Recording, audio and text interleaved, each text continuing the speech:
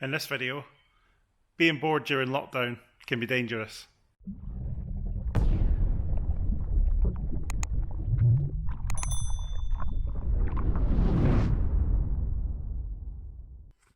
Hello everyone, welcome back to the channel. Now, since the UK has been in lockdown due to the COVID-19 pandemic, it's been quite difficult to buy and sell cars in that. Unless you really have some kind of delivery solution lined up, it's not going to be particularly safe or sensible to be moving cars around the country, using public transport to get to where they are and all that kind of stuff.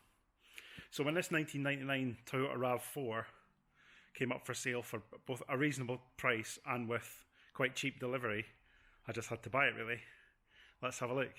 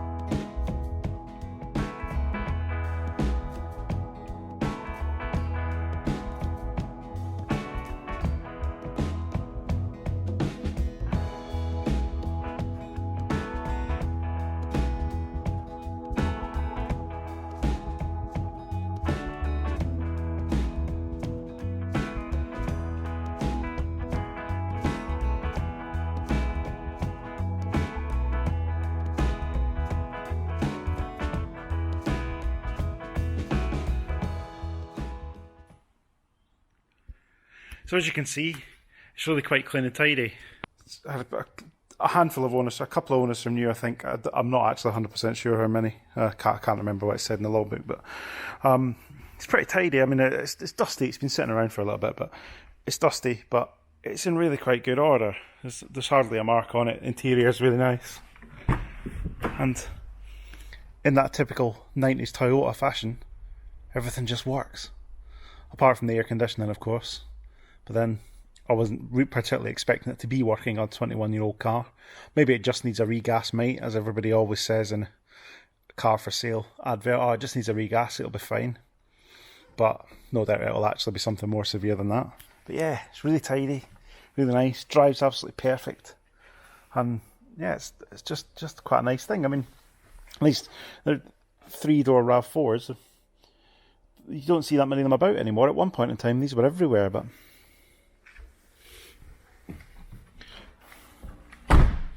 only thing I'm not so sure on is the 21-year-old spare wheel. Doesn't look too bad on this side, but as you can see, it's really quite bad. Really quite badly perished. I don't think we'll be relying on that. I mean, we have a typical 90s Toyota. Everything works. Drives really well. It's not the last word in excitement. But it does have sort of full-time four-wheel drive, so it might get you, down a particularly muddy country lane or something like that. And I don't think these were particularly known for being proper off-roaders, but certainly as capable as anything else in its class. And to me, I think these sort of started the sort of soft roader class. I mean, this was the first sort of mass market appeal small 4x4 that I think started it all. And whether you think that's a good thing or a bad thing is up to you really. But yeah, we've got, it's proper back to basics, isn't it? 90s Japanese cars, got a 4-cylinder 2-litre petrol engine, no turbocharger, nothing complicated. It just gets on with it. And like I say, everything works.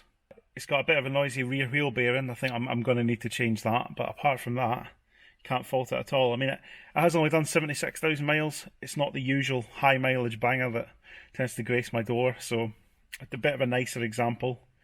I think we're going to call this May's car in the 12 months, 12 cars challenge, even though I haven't moved on with the cars that was designated for April. And I mean, with the way things are at the moment, so like I said, selling cars is pretty difficult because people can't travel to you to get them. So it's a difficult one.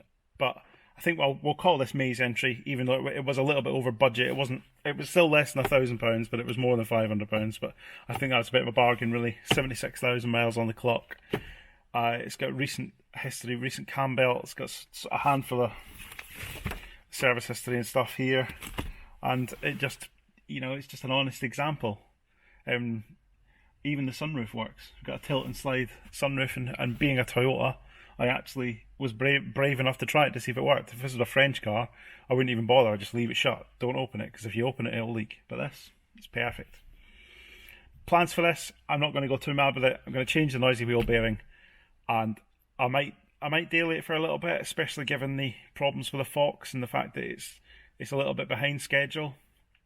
I might use this, and then it'll just be moving on. So if you happen to be looking for a really tidy 3-door RAV4, give me a shout, because this one will be available, and it's going to be a bit of a bargain, really. I mean, it's not a car. I couldn't tell you the last time I saw one. They used to be everywhere. You used to see them all the time, everywhere you went. They were very, very popular. Maybe more so the 5-door version than the 3-door, but they just seem to have thinned out quite a lot. I guess it's more, people wanting something shiny rather than hanging on to an old car, because you can't believe it would be reliability related that would see the end of these things. I know they do like to rust a little bit. This particular example had a load of wax oil thrown at it a few years ago when it was showing the first signs of rust in the chassis, so it had rust treatment and a load of wax oil. I don't think it's ever actually been welded. It was just tidied up and treated and then protected going forward, and since then rust hasn't really been a concern on the MOT, and it seems remarkably solid, so that can only be a good thing. Maybe if you don't catch that early enough, it can become a real problem with these. I was rereading a little bit about them. They do seem quite susceptible. I guess like any car, it'll depend. If it's been in a part of the country where they cover the roads and loads of salt and all that stuff because you have a particularly cold winter, then that's never going to be good for something that's slightly susceptible to rust. But all in all, I think it's one of those, as long as you catch it early enough, it's good to go. One of the only other flaws with this when I got it is there was a cassette stuck in the tape player. So there was a cassette jammed in the tape player, and I managed to get it out. So we have Neil Diamond's 12 greatest hits on cassette. And you can see it's all messed up from where I used pliers to get it out. But I managed to get it out, and actually the tape deck works perfectly, and this tape even works as well. So I don't know how it managed to get jammed in there, but now it's out. It seems to be alright. So if you do buy this car, I'll throw in this tape for free.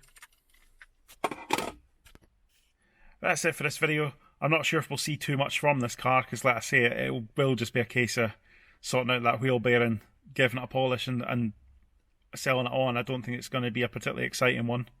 I don't think it's going to be eventful enough to be of much interest, but if I manage to think of more ways to make some interesting videos about it, I'll do so, but I'm not sure it'll be here for very long. But there we are. Thanks for watching. Let me know in the comments if you want to see any more. If there's anything with this car in particular you'd like to see, I'll see what I can do. Obviously we are still restricted in travel and stuff, so it won't really be going very far apart from back and forth to work. Maybe. I certainly can't just go out for a drive just to make a video about how it drives and all that kind of stuff, because that wouldn't be the responsible thing to do. But so anything involving it is probably going to be here in the unit. But that's where we are. There's more important things going on in the world than some gobshite being able to make videos, so it's all good. Thanks for watching, and I'll see you on the next one.